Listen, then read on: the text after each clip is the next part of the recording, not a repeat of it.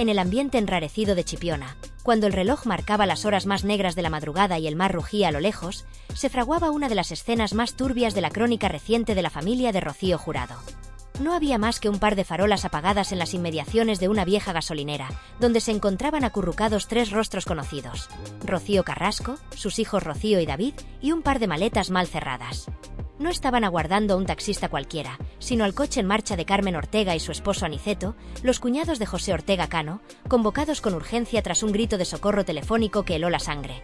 «Venid ya, esto se nos va de las manos». Lo que había sucedido tras las puertas de aquella vivienda de lujo en Valdelagua era digno de un thriller. Horas antes, durante la jornada conmemorativa del aniversario de la muerte de Rocío Jurado, los flashes y las flores blancas adornaban el mármol con un aire de homenaje meticuloso. La ceremonia organizada por Gloria Camila transcurría como mandan los cánones: misa solemne, ofrenda floral y posterior almuerzo familiar en un restaurante costero. Pero tras esa postal idílica latía un polvorín. Algunos de los ausentes, como Rosa Benito y Amador Moedano, prefirieron evitar el encuentro, aduciendo compromisos y dolencias. En realidad, el temor a un encuentro con Rocío Carrasco y su esposo, Fidel Albiac, era lo que les mantenía alejados. La tensión flotaba en el ambiente desde hacía semanas. En los mentideros de Chipiona ya corría el rumor de que algo grave se estaba gestando, una bomba informativa que terminaría por explotar gracias a la lengua afilada del periodista Jesús Manuel Ruiz. Fue él quien deslizó un titular demoledor en directo: Carmen Ortega desvela la fuga secreta de Rocío Carrasco y sus hijos, provocada por Fidel Albiac. Medio plató enmudeció. El resto comenzó a descolgar teléfonos. Durante aquel almuerzo, Carmen, que ya no podía contener el peso de lo vivido, confesó que ella y su esposo habían sido testigos de más de una fuga desesperada de Rocío Carrasco, empujando a sus hijos al coche en bata y zapatillas mientras Fidel desataba su ira contra muebles y puertas. No se trataba de simples discusiones matrimoniales. Los gritos se escuchaban desde la calle y los golpes, según testigos indirectos, partían somieres y estrellaban televisores. La escena era recurrente, tanto que la gasolinera se convirtió en un punto de escape acordado. Allí podían esperar bajo la apariencia inocente de repostar combustible, evitando así levantar sospechas en una urbanización vigilada donde todo se comenta y se graba. El dato que deslizó Carmen y que hasta ahora nadie ha podido rebatir es crucial. Esas escapadas se repitieron tantas veces que aquel rincón de surtidores se convirtió en un santuario provisional para madre e hijos. Rocío Carrasco no conducía, dependía de que alguien la rescatara. Con Ortega Cano en Sevilla lidiando con sus propios fantasmas, el deber recaía sobre Carmen y Aniceto, que mantuvieron el silencio durante 2 décadas, temiendo la maquinaria judicial de Fidel. Este relato desmantela por completo la imagen de Fidel Albiac como caballero protector que algunos programas de televisión han vendido. Y pone el foco en episodios que, de confirmarse, explicarían incluso la furia de Rocío Flores durante el famoso episodio del Mandarín Ajat, que acabó en los juzgados de menores. No sería, pues, un simple berrinche adolescente, sino la culminación de años de miedos silenciados. Carmen Ortega relató además que cada vez que Rocío Carrasco y los niños subían a su coche, la primera en romper el silencio era Rocío Flores, pidiendo entre sollozos que no la devolvieran a aquella casa donde el padrastro rompía televisores a patadas. Mientras ella lloraba, David, más vulnerable, abrazaba a su osito con fuerza. Escenas que ninguna campaña de lavado de imagen podría tapar. La historia cobra aún más fuerza cuando se recuerda que tras la muerte de Rocío Jurado y la caída en desgracia de José Ortega Cano, Carmen y Aniceto fueron la única red real de protección para Rocío Carrasco y sus hijos. Y sin embargo, tuvieron que callar, asustados por las demandas con las que Fidel Albiac solía sepultar cualquier testimonio incómodo. No olvidemos que cuando la niñera Irma Gómez se atrevió a denunciar malos tratos y ganó la primera batalla judicial, Fidel desistió justo cuando Irma anunció que llamaría a declarar a Rocío Flores. Mientras Chipiona arden rumores y preguntas incómodas, nadie puede negar que la narrativa de Rocío Carrasco como única víctima queda tambaleante cuando aparecen estos testimonios. La imagen de una madre huyendo para proteger a sus hijos de la violencia de su pareja cuestiona mucho de lo que se ha contado hasta ahora.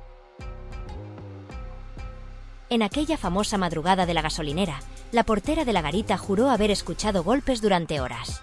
No uno ni dos, sino una cadena de martillazos que culminaron con un televisor de plasma hecho añicos rodando por la puerta principal. Nadie preguntó. En ese ambiente, Irma Gómez vivió años de terror, temiendo cada noche las llaves de Fidel en la cerradura. Su confesión privada ahora circula como pólvora entre antiguos empleados y periodistas. Irma relataba que Rocío Carrasco, cada vez que estallaba la tormenta, se refugiaba en la habitación de invitados con los niños, la única que podía cerrarse desde dentro. Allí, mientras apretaba la boca de David para que no llorara, Rocío Flores, ya adolescente, enfrentaba con la mirada a su padrastro. Cada uno de esos momentos forjó su determinación. Aquello no debía normalizarse. Otro aspecto aún más oscuro se esconde tras la herencia de Rocío Jurado.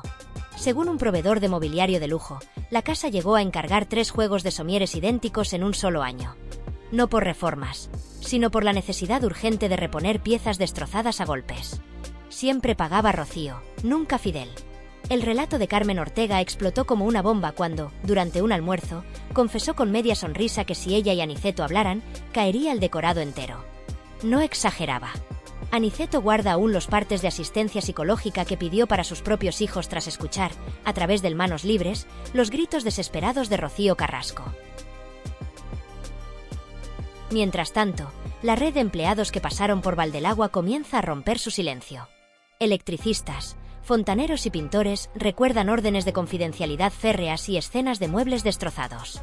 El abogado que trabaja con Fidel, apodado ya como Póliza por sus contratos interminables, no podrá contener la avalancha si las pruebas emergen. Y ahora el dato que acelera el pulso. Existe una nota interna de la Fiscalía de Menores que recomendaba escuchar a Rocío Flores sobre violencia intrafamiliar. Esa nota quedó archivada, pero podría reactivarse si se aportan nuevas pruebas. Y pruebas hay. Partes de urgencias, fotos nunca publicadas y grabaciones de seguridad de la famosa gasolinera, que acaban de llegar en una memoria USB anónima a una productora de televisión. El vídeo muestra claramente a Rocío Carrasco en bata empujando a sus hijos hacia el coche de Aniceto. Imágenes que, de hacerse públicas, dinamitarían la versión oficial. En paralelo, Amador Moedano ha enviado un vídeo privado a periodistas confirmando que su hermana no exagera. Relata incluso cómo Rocío Jurado, ya enferma, lloraba temiendo que la relación de su hija la arrastrara a un pozo sin fondo. El giro más inesperado ha sido el de Gloria Camila, que decidió romper su tregua con Rocío Carrasco y contó en directo que ella misma acompañó a su padre a recoger a Rocío en la gasolinera. Recuerda juguetes desperdigados y maletas abiertas, y confiesa que si José Ortega Cano no hubiera estado allí, teme pensar en cómo habría terminado todo. Mientras tanto, Fidel Albiac se parapeta tras su abogado, que ha convocado una reunión de crisis. La filtración de un policía en excedencia, que señala patrones coincidentes entre las llamadas de emergencia y las noches que Carmen y Aniceto rescataron a la familia, podría ser la puntilla.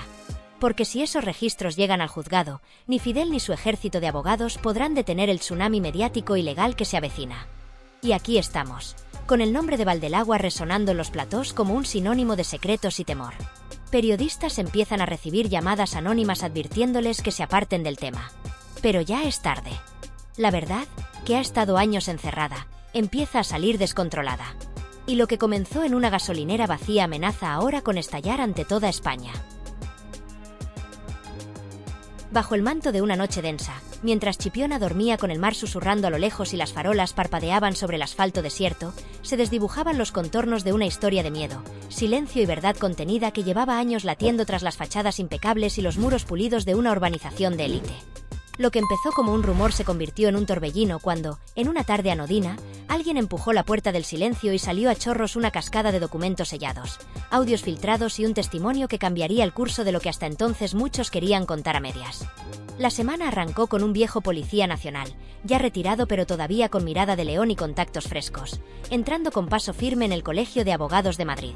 Traía consigo un maletín blindado que guardaba no oro, sino 17 atestados policiales de patrulla fechados entre 2003 y 2006, cada uno lleno de referencias a fuertes altercados, grietas en los muros del hogar, muebles estallados por los aires y gritos tan desgarradores que sirvieron como llamadas de auxilio protectoras hacia menores víctimas del miedo doméstico. Lo peor es que esos documentos nunca llegaron a ver la luz en un juicio porque, siempre según los sellos oficiales, la parte denunciante no compareció. La forma elegante de decir que alguien con influencia se encargó de enterrar las causas antes de que asomaran ante un juez. Ese ex policía, harto de que las víctimas silenciosas fueran relegadas al desprecio, reveló incluso que en al menos varias ocasiones, Rocío Flores y David Flores fueron rescatados por agentes policiales, casi sin color en los rostros, sostenidos en brazos por un miedo tan frío como la cera, mientras su madre, Rocío Carrasco, intentaba armarse de llaves y abrigos envuelta en lágrimas. Un testimonio que deja claro que, lejos de una bronca doméstica, lo que se documenta es un patrón consistente de agresión verbal acompañada de amenaza física, y que en cada intervención Fidel Albiac prefirió encerrarse en la república opaca de lo privado y dejar que hablase su abogado, mientras la casa de Valdelagua temblaba por los cimientos. Apenas unas horas después, Televisión Española respiró con fuerza cuando supo que aquellos atestados existían. La cadena, dueña de un documental que había dado por cerrada la historia de violencia, comprendió que, si la justicia reabriera las diligencias y esos informes resultaban válidos, aquello no sería un simple error de guión, sino una implosión reputacional capaz de engullir millones. Comenzaron a valorar indemnizaciones, pérdidas de anunciantes, ataques en tribunales por difamación. Se plantearon incluso suspender temporalmente el formato y hacer una revisión a fondo de editorial. Algo inaudito en sus pasillos.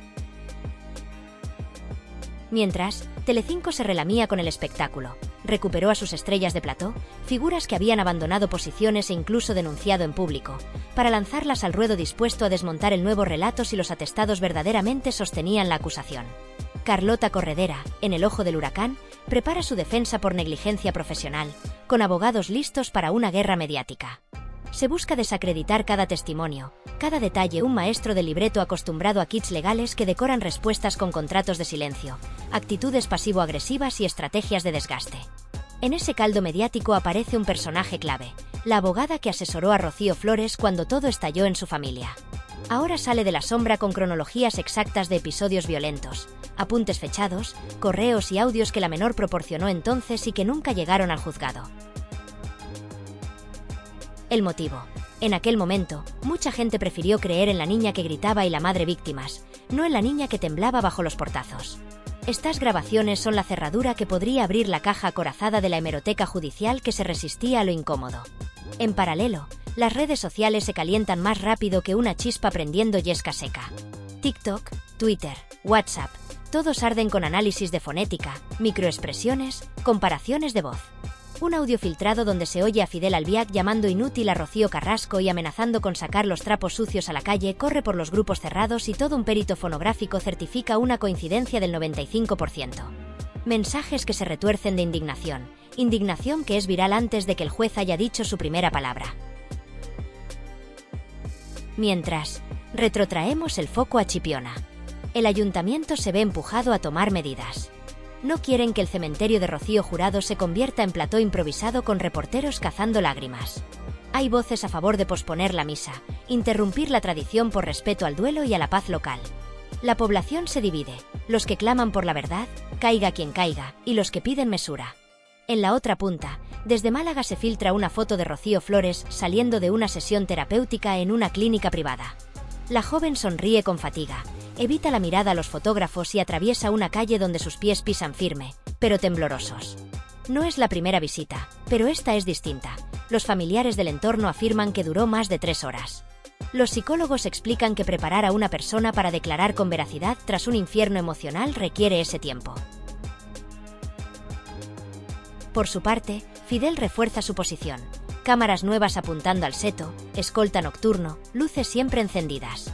Su abogado rumía estrategias de pantalla legal, caducidad de pruebas, impugnaciones, tecnicismos procesales. Y si todo falla, la respuesta clásica: acusar a los testigos de cazadores de fama, plató adictos que cobran por cada gota de drama. Pero la presión crece. Si se acredita violencia en presencia de menores, la familia Ortega Moedano tendría pie para querella civil y penal. Y un dato saltarín: la póliza de seguro del hogar de Valdelagua contiene cláusulas que permiten a la compañía reclamar más de 200.000 euros si se demuestra que la vivienda fue usada en sucesos ilícitos repetidos.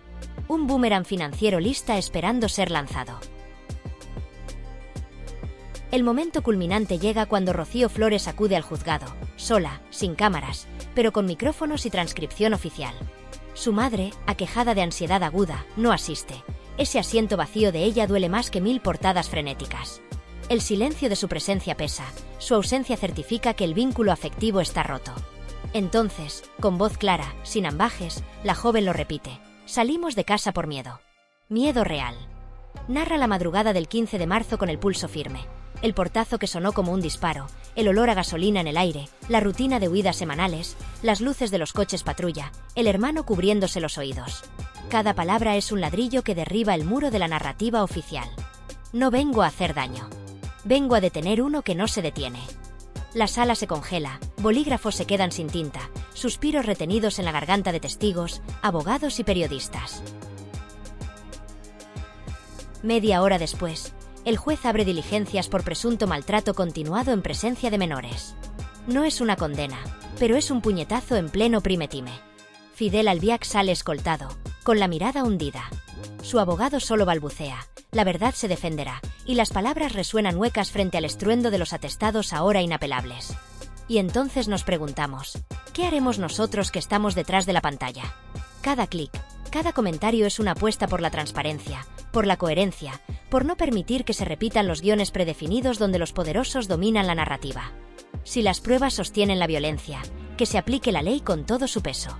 Si hubo encubrimiento, que quienes lo propiciaron respondan. Y si los niños de ayer, ahora adultos, deciden hablar, merecen nuestro respaldo sin fisuras. Porque la vergüenza no está del lado de los que fueron silenciados, sino de quienes usaron su poder para impedir que sus voces se escucharan. Desde este punto, el hilo continúa. Audios de empleados domésticos, testigos que relatan huidas nocturnas por carreteras secundarias, declaraciones que apuntan a matrículas, fechas y camiones de muebles rotos que nunca llegaron a la crónica pública.